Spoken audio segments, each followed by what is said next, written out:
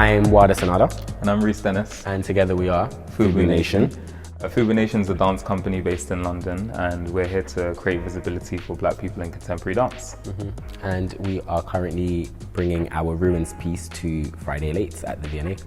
Myself and Reese have known each other for an extensive period of time. We've been good friends for years and years and years. And also we trained at the same conservatoire for dance. We had a very similar training and had very similar interests. Initially, when we were kind of developing this work, it was, we had a lot of conversations about what it is to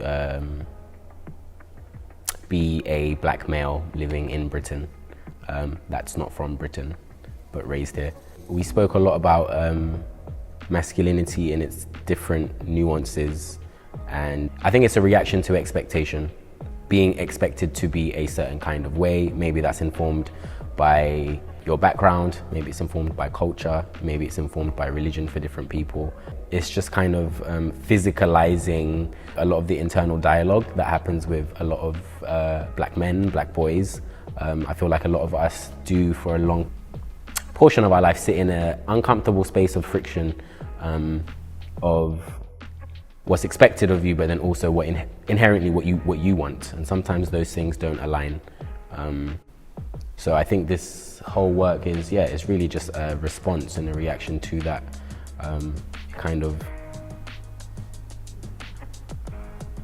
It kind of starts nowhere and finishes nowhere.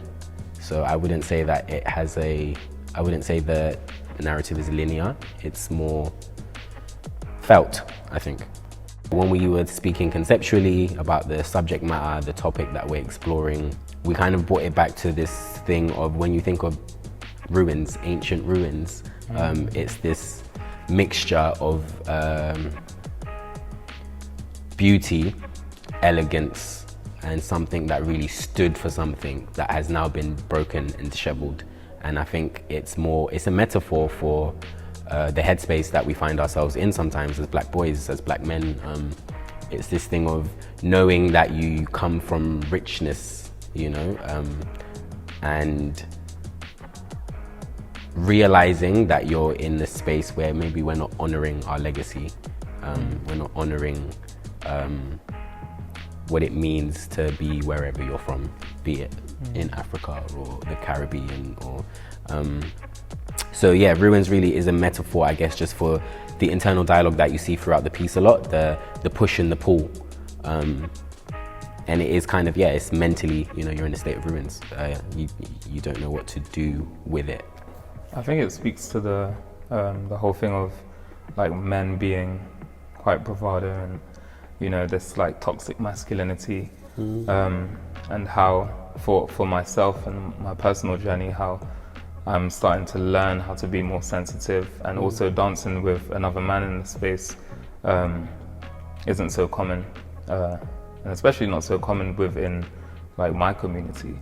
So doing that is kind of, you know, there's a tension there between myself and I'm challenged by it, which is kind of how I can know that I'm in the right place of getting out of my comfort zone and what I deem as like comfortable or like acceptable, and these things. I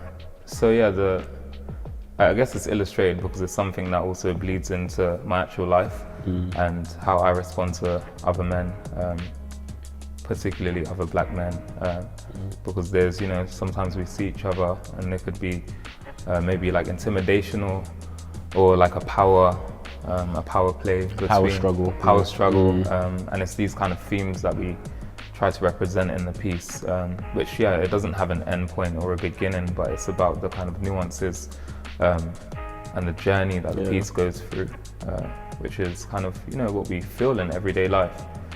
I think a lot of the imagery used in Ruins is not things we're used to seeing. I don't think we're used to seeing support, care, and intimacy amongst men. And automatically, I think intimacy strikes a chord with people in some sense of eroticism or romance, and I think these things are all valid, but I think what Ruins is trying to do essentially is touch upon the many nuances, and I think just having that representation of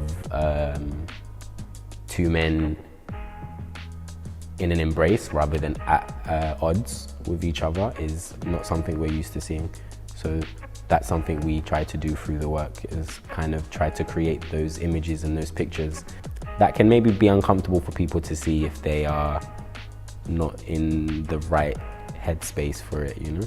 Choreographically, there is a lot of building and creating these spaces of tension and friction and uncomfortability, because we're confronted by the intimacy that we have with each other when we do this dance. And I guess what we're trying to do a lot is build that tension and then kind of really take it to a place where you can then release it and kind of yield and surrender to the moment and kind of give into your vulnerability.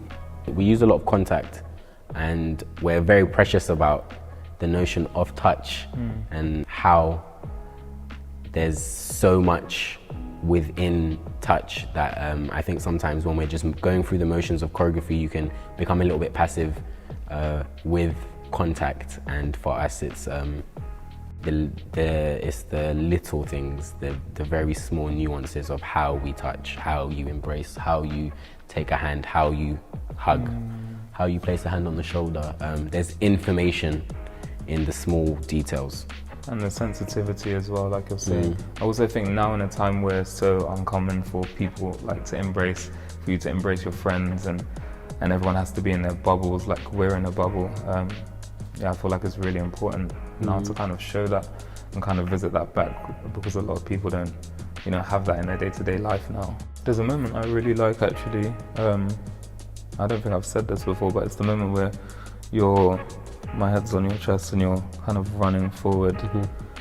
And there's so much effort there in how Wilder's trying to kind of run forward, and so much tension in the way that I'm holding him back. And I think it speaks to the moment of when you have so much things internalized and you don't have a kind of, or you don't have a person, or you don't have any outlet to kind of let that out. And then there's a moment where I kind of release and embrace him, but it also moves. And there's something about it kind of reaching the limit of tension to the point where it bursts.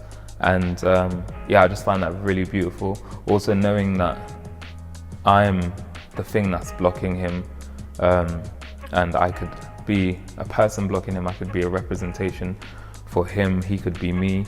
But there's so much different meanings that kind of come to me in that moment. Something I really enjoy showing to people. Even though this piece is about us as black men navigating through our stuff, we try to make it so that it has a universal kind of theme to it, in which someone can see it and still see themselves. Paint their own picture around it, you know? Yeah, whether you're black, white, or any color really. This is our experience, but we hope that the work can relate to everyone's experience. Dancing this in the V&A feels different, simply because I think when we take it on stage, it's very simple in set. There is no set. And it is very low lit, so there's a lot of coming in and out of the dark, and because of the way it's lit, it really is designed to, I guess, just hone in the perspective of the audience on the experience taking place without everything else being too busy. And then coming into a space like this, you know, it's busy. There's a lot of things everywhere. We done some filming earlier where we were using a staircase, you know, we've never had a staircase on stage. So it's okay, how can we redevise this moment of the choreography to fit this setting, and how can we not use the staircase as an obstacle but make it a part of the moment. So I think that's been quite nice to have to come in and react to every room a little bit differently. Yeah, we kind of enjoy that, creating an adaptation of the Ruins performance, because the work is so open in terms of the breath and not being tied to a specific time. It's malleable, so it can take many forms. Absolutely. So I think that's kind of choreographic device that we use, is to kind of keep the edges quite wide to make room for transition and change.